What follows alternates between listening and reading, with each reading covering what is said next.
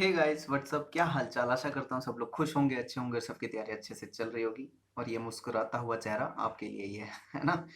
मैंने अपनी वीडियो खुद से देखी तो मुझे लगा यार मैं मुस्कुराता नहीं हूँ वीडियोस में, तो इसलिए मैंने सोचा कि अब वीडियो की शुरुआत मुस्कुराते हुए करनी चाहिए।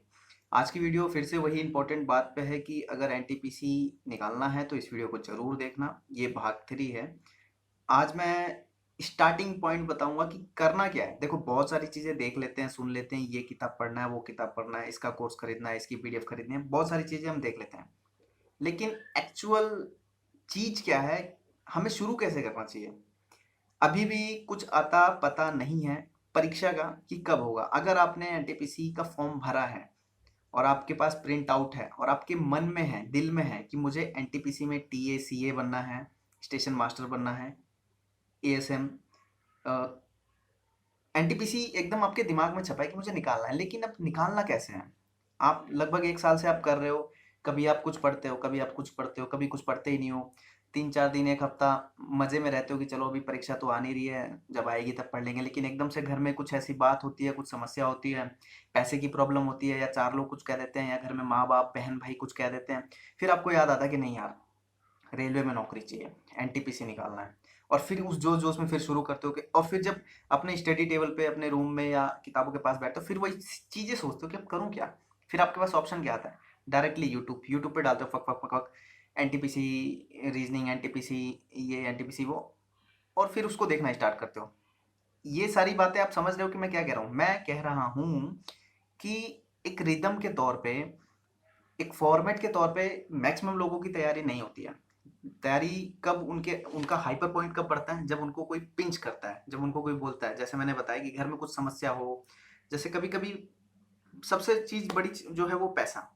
आज लॉकडाउन है, एक लड़के से मेरी बात हुई, पर्सनली नहीं, सोशल मीडिया पे, मेरी वीडियोस देखता है। उसने बोला कि सनी भाई, मेरे पिताजी की नौकरी चली गई है और बहुत टेंशन में हूँ, और अब मुझे एनटीपीसी की तैयारी करनी है। तो मैं वो रिलेट कर रहा हूँ कि देखो, जब भी घर में समस्या आती है ना, तब आपको याद आता है कि नहीं यार चलो अब तैयारी कर लेते हैं।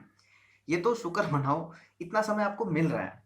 एनटीपीसी के एग्जाम में इतना समय मिल रहा है और अभी भी रोज आपके पास समय है स्टार्ट करने का। लेकिन आप लोग स्टार्ट नहीं करते। आप लोग क्या करते हो, जब भी टेंशन होती है, यूट्यूब खोला, रीजनिंग देख ली, जीके देख लिया, जीएस देख लिया, थोड़ी बहुत किताबें पढ़ ली। मतलब कोई रिदम नहीं है, कोई टाइम टेबल नहीं है, कोई फॉर्मेट नहीं है। तो उस फॉर्मेट के लिए ये वीडियो है। ये वीडियो उन लोगों के लिए नहीं है जो बहुत आगे निकल चुके हैं, जो शुरू कर चुके हैं, जो बहुत एडवांस हैं। उन लोगों को ये लगेगा कि बकवास कर रहा है। ये वीडियो केवल उसके लिए है जिसने अभी तक शुरू नहीं किया। तो जो शुरू करना चाहते हैं स्टार्टिंग पॉइंट से, अभी से तैयारी जो करना चाहते हैं, उन लोगों के लिए है, वो वीडियो देखें। सबसे पहला पॉइंट, एक पेज उठाइए, एक सिंपल सा पेज उठाइए, पेन ले लीजिए, ठीक है। अपने अनुसार, अपने अनुसार उसमें कुछ चीजें लिखिए, जो मैं बोलूंगा उसको रिलेट करके। सबसे पहले आपको बनना क्या है, एनटीपीसी बनना है। एनटीपीसी में पोस्ट आपने डाली होगी, आपका जो प्रिंट आउट निकला है उसमें फर्स्ट पे कुछ डाला होगा, सेकंड पे कुछ। उसमें से मुझे पता है कि जो प्री पोस्ट होती है उसको पहले डालते हो, 2-3 पोस्ट होती है। लेकिन आप लिखो उस पेज पे कि मुझे एनटीपीसी क्रैक करना है। एनटीपीसी लिख लिया, अब नीचे सिलेबस लिखो। सिलेबस में क्या, अपना जो मैथ, रीजनिंग और जीके जीएस है, उन तीनों को लिखो। उन तीनों में नंबर कितने कितने के आ रहे हैं वो लिख लो, ठीक है। और उसके बाद देखो, पहले वाले सीबीटी 1 में जो एनटीपीसी में, वो 40 नंबर का जीके जीएस है। बाकी में 30-30 नंबर का आपका मैथ और रीजनिंग है। सेकंड वाले में 50 नंबर का जीएस है। तो इस तरीके से लिख लो। जब लिख के रखोगे ना, जैसे जीएस 40 नंबर का है, 30 नंबर का मैथ है, 30 नंबर का रीजनिंग है, उसको लिख लो, दीवार में चिपका लो। अब उसको रोज रोज देख के काम करो। जीएस 40 नंबर का है, अब जीएस के लिए आपको पढ़ना क्या क्या वो लिखो। यूट्यूब पे वीडियोस मत देखो, सिलेबस मत देखो, कौन से टॉपिक से कितने नंबर के आएंगे वो मत देखो। किसी को नहीं पता है कि कौन से टॉपिक्स के कितने नंबर के आ सकते हैं, स्टैटिक कौन सा पूछ सकता है, कौन सा नहीं पूछ सकता। ये आपको बरगलाने की चीजें होती हैं, आपके मन में थोड़ी सी उत्साह भरने की चीजें होती है, थोड़ा सा मजा लाने की चीजें होती हैं। बाकी इनका वास्तविकता से कोई लेना देना नहीं है कि कौन से पार्ट से ज्यादा नंबर आ जाएंगे, किसी को नहीं पता। आपको पढ़ना तो ए से लेकर जेड तक ही है। और अगर कोई बीच में कूद के आ जाता है, कहता नहीं नहीं, ए से जेड तक नहीं पढ़ना आपको, बस ना बी से एफ तक पढ़ लो, ये बहुत इंपॉर्टेंट है क्योंकि लास्ट बार पूछा था, इस बार भी पूछेगा, तो ये गलत है। ए से लेकर जेड तक पढ़े रहोगे, टेंशन मुक्त रहोगे, परीक्षा आराम से जाओगे, बैठोगे, ये टेंशन नहीं रहेगा कि मैंने ये नहीं पढ़ा, ये नहीं पढ़ा, ये पढ़ा, ये पढ़ा। हो सकता है बाई चांस आपने जो पढ़ा वो नहीं पूछा तो, लेकिन अगर आप पूरा पढ़ के जाते हैं, रिदम से पढ़ के जाते हैं, शांत मन से पढ़ के जाते हैं, तो उन्हीं में से आएगा। और वही चीज बताने वाला हूँ कि जो मेजर पॉइंट है एनटीपीसी का वो है जीके जीएस। अब जीके जीएस में आप सिलेबस लिख लो पेज में, ठीक है, कि जीएस 40 नंबर का है। 40 नंबर पाने के लिए आपको क्या करना पड़ेगा? 40 नंबर पाने के लिए एक तरफ तो आप जीके रख दो और एक तरफ आप जनरल साइंस रख दो। अब जनरल साइंस में आपको फिजिक्स, केमिस्ट्री, बायो पढ़नी है। अब उसके लिए क्या करना है, आप वहाँ लिख लो कि मुझे पहले ये किताब पढ़नी है, या फिर किसी मास्टर का यूट्यूब वीडियोस पे आप देख लो कि आपको किसका पढ़ना है, ठीक है। उन मास्टर का नाम लिख लो, चैनल का नाम लिख लो कि मुझे पहले हिस्ट्री क्या बोलते हैं, केमिस्ट्री की प्लेलिस्ट पूरी करनी है, फिर फिजिक्स की करनी है, बायोलॉजी की करनी है, या फिर आपको कोई किताब पढ़नी है तो उस किताब का नाम लिखो, या फिर आपको ऑफलाइन कोचिंग जाना है तो वो लिखो कि मुझे ये करना है। ऐसा नहीं है कि एक दिन पढ़ लिया और अगले दिन फिर गायब हो गए, फिर 3-4 दिन बाद पढ़ लिया, नहीं, एक रिदम के साथ। तो उस पेज में लिखो कि जीएस 40 नंबर लाने के लिए मुझे साइंस पढ़ना पड़ेगा, हिस्ट्री पढ़ना पड़ेगा, पॉलिटी पढ़ना पड़ेगा, जियोग्राफी पढ़ना पड़ेगा, इकोनॉमिक्स, कंप्यूटर पढ़ना पड़ेगा। अब उसके लिए किताबें रोज रोज नहीं ढूंढी जाती। एक बार देख लो, मन बना लो कि मुझे ये किताब पढ़नी है, ठीक है, कोई सी भी किताब। सबसे पहले बेसिक मैंने बता रखा है कि लूसेंट से ही शुरू करो। लूसेंट पढ़ने के बाद 3-4-5-6 रीडिंग दे दोगे, उसके बाद आपको हर वीडियो समझ में आएंगी, हर एमसीक्यू समझ में आएंगे, प्रीवियस ईयर भी समझ में आएगा, ठीक है। तो लूसेंट की जनरल साइंस पढ़ लो, लूसेंट की जीके पढ़ लो, ठीक है। उसके बाद यूट्यूब पे अपने टीचर को टारगेट बना लो, जिससे भी आप पढ़ते हो, जिसका भी आपको अच्छा लगता है, और इस तरीके से पढ़ो, ठीक है। अब मैं वीडियो में पूरा वो नहीं करके बताऊंगा कि इतने नंबर का ये आएगा, इतने नंबर का ये आएगा, नहीं। मैं केवल आपके मन में दिया जलाने के लिए आया हूँ कि शुरू करो, और शुरू ऐसा करो कि दिल्ली से ट्रेन छूटे तो सीधा पटना ही जाके रुके। ये नहीं कि दिल्ली से छूटा, पहले आप चले गए चंडीगढ़, जाना आपको पटना है लेकिन जा रहे हो आप चंडीगढ़, फिर मूड घुमा रहे यार मैं तो बहुत पीछे आ गया, फिर आप आ गए दिल्ली, फिर आप चले गए अलीगढ़, वहां रुक गए, ऐसा नहीं। टारगेट आपका पटना है दिल्ली से, तो पटना ही जाइए, ठीक है। उस टारगेट के लिए आपको लिखना पड़ेगा, उस पेज को लिख के उसकी फोटो कॉपी करके घर में 5-10 जगह चिपका लो, और उसको रोज देखो।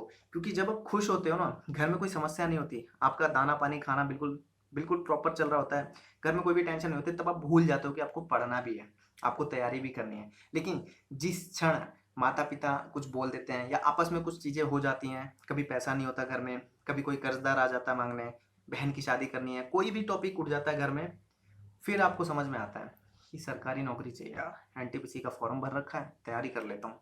तो ऐसा नहीं होता। जब आप टेंशन में होते हो तब तैयारी कर रहे हो, तो ये समझ से बाहर है। तैयारी तभी से शुरू करो जब आप खुश हो, अच्छे हो। जब आप खुश होते हो, अच्छे होते हो, तब आपको लगता है नहीं यार, थोड़ी मूवी देख लेता हूँ, थोड़ी कॉमेडी शो देख लेता हूँ, थोड़ा गेम खेल लेता हूँ, फिर तो पढ़ ही लूंगा, घर में सब कुछ अच्छा ही है। मतलब एक तरीके से आप सोचते हो कि मैं खुश हूँ और खुश हूँ।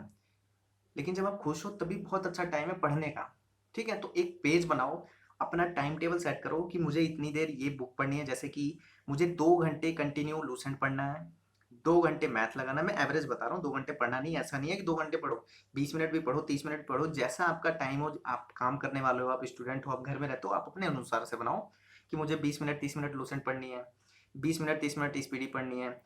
फिर मैथ प्रीवियस ईयर बना रहे हो या RS अग्रवाल बना रहे हो, उस हिसाब से मैथ को देखो कि मुझे 1 घंटा मैथ में देना है, 2 घंटा मैथ में देना है। फिर रीजनिंग देख लो कितना देना है। फिर स्पीडी में भी कई पार्ट होते हैं, ऐसा नहीं है कि एक तरफ से पढ़ो आप। विविध, स्पेशली विविध के जो स्टैटिक्स जिसको बोलते हैं, वो स्पीडी के पीछे जितना स्टैटिक्स दिया हुआ है ना, उससे बाहर तो स्टैटिक्स कहीं से आता नहीं है। और जो स्टैटिक्स जो बाहर का आपको समझ में आता है ना, वो है करंट अफेयर वाला स्टैटिक्स। तो करंट अफेयर कैसे पढ़ना है?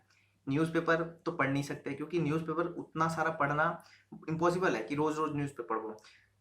रोज न्यूज़पेपर नहीं पढ़ सकते, आप मंथली की मैगजीन ले सकते हो, या फिर डेली के जो यूट्यूब पे करंट अफेयर पढ़ाते हैं लोग, वहां से भी देख सकते हो। लेकिन मंथली की मैगजीन पढ़नी ही पड़ती है, जैसे स्पीडी की मैगजीन आती है, currentaffair.com की आती है, तो वहां से भी स्टैटिक्स निकाल के रखने चाहिए। लेकिन मैक्सिमम स्टैटिक्स जो आपको मिलेगा वो लूसेंट के पीछे विविध होता है, वहीं से मिलता है। जो नई वाली लूसेंट है वहां से पढ़ो।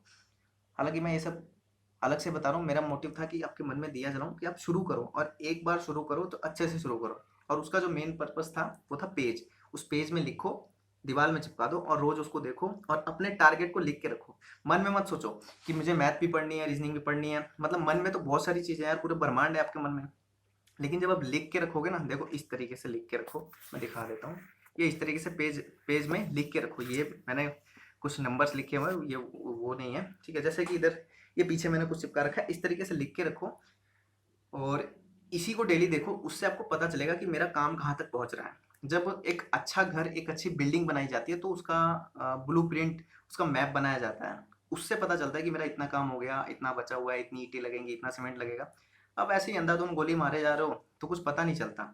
इसलिए अगर एनटीपीसी की तैयारी अच्छे से करनी है तो कुछ चीज़ें लिख के रखो, सिलेबस लिख के रखो, उस सिलेबस के पीछे कैसे भागना है वो लिख के रखो, और कितना काम आपका होते जा रहा है वो रखो, और एक हफ्ते का टारगेट भी बनाओ कि इस हफ्ते मुझे इतना करना है, और वो हफ्ते अगर वो पूरा काम हो जाता है तो उसको टिक लगाओ कि हाँ मेरा इतना काम हो गया। नहीं होता तो उसको करने की कोशिश करो।